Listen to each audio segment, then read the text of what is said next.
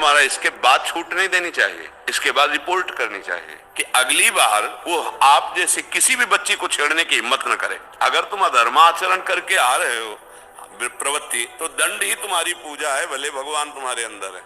ऐसा नहीं हो भोलापन इतना नहीं कि कोई हमको जैसे चाहे वैसे बर्ताव करे, ऐसा वक्त नहीं होता। प्रवीण और सिंह दृष्टि सिंहवत कि जैसे कि अगर हमने इनकी रिपोर्ट कर दी, कल को ये चलो अभी तो हो जाएगा इसका, कल को बाहर आके हमारे घर वालों को, परिवार वालों को या मुझे क्षति पहुंचा सकता है ये किसी ना किसी रूप में। डरना नहीं चाहिए। बहुत जोर के कानून बने हैं माताओं बहनों की रक्षा के लिए, बहुत जोर के बने हैं। कोई गवाही की जरूरत नहीं, केवल इतना कह देने की जरूरत है कि हमें गलत ढंग से देख रहे थे। अगर कोई ऐसी परिस्थिति आती तो हम विवेक के द्वारा पहले उस परिस्थिति को बचाना चाहिए, उस परिस्थिति से हम अपने को बचाए। डरना नहीं चाहिए कि आगे क्या होगा। किसी ने छेड़ दिया, इन्होंने थप्पड़ लगा दिया, मान लीजिए या कुछ अपशब्द बोल दिए कि जिससे वो आगे से ऐसा पर बाद में उसी बात का चिंतन हो रहा है उसके प्रति। नहीं, चिंतन इस विषय का नहीं होगा कि हमने थप्पड़ क्यों मारा, नहीं, उसकी क्रिया थी, उसका क्रिया की प्रतिक्रिया हुई, क्रिया की प्रतिक्रिया हुई।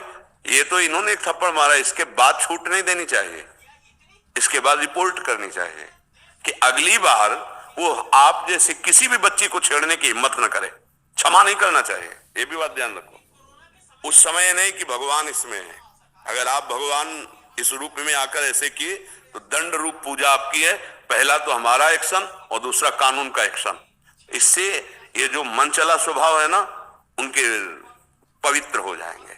दंड के द्वारा अपराध प्रवृत्तियों का संयमन होता है, वो प्रार्थना के द्वारा नहीं होता, वो दंड के द्वारा ही होता है। तो उस समय सोचिए, भगवान उस समय आपसे प्रेरित करके ऐसा करवा रहे हैं, उसमें जलना क्या है। अगर वो क्रिया की प्रतिक्रिया ना होती तो आगे बढ़ जाता।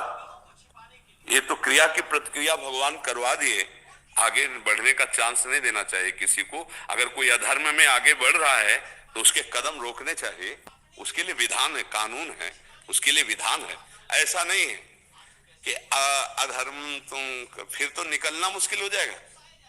जो चाहो जैसे उपहास कर लो, जैसे चाहो वैसे आप बर्ताव कर लो, ऐसा नहीं कर सकते तुम। हम भगत है इसका मतलब थोड़ी हम भगवत भाव रखते हैं, लेकिन अधर्माचरण से तुम आओगे। जैसे हम तो भाव करते हैं, भीष्म जी एक पक्ष में श्री कृष्ण तो बाण संधान करके मार रहे हैं ना, श्री कृष्ण के प्रति मार रहे हैं, नहीं, बाण की वर्षा कर दी श्री कृष्ण के ऊपर और अस्त्र ग्रहण करना पड़ा विपक्ष।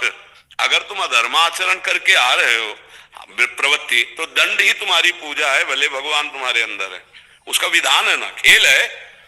तुम अगर चोर बन के आ रहे हो तो तुम्हारे लिए दंड विधान है। तुम पापात्मा बन करके आ रहे हो तो तुम्हारी दंड रूपी पूजा है। रोग बन के आ रहे हो तो औषधि रूपी पूजा है। साधु बन के आ रहे हो तो प्रणाम नमस्कार पूजा है। जैसे आ रहे हो वैसी पूजा, तो उसमें शोक नहीं। यही कहे भक्त को बहुत विवेकवान होना चाहिए।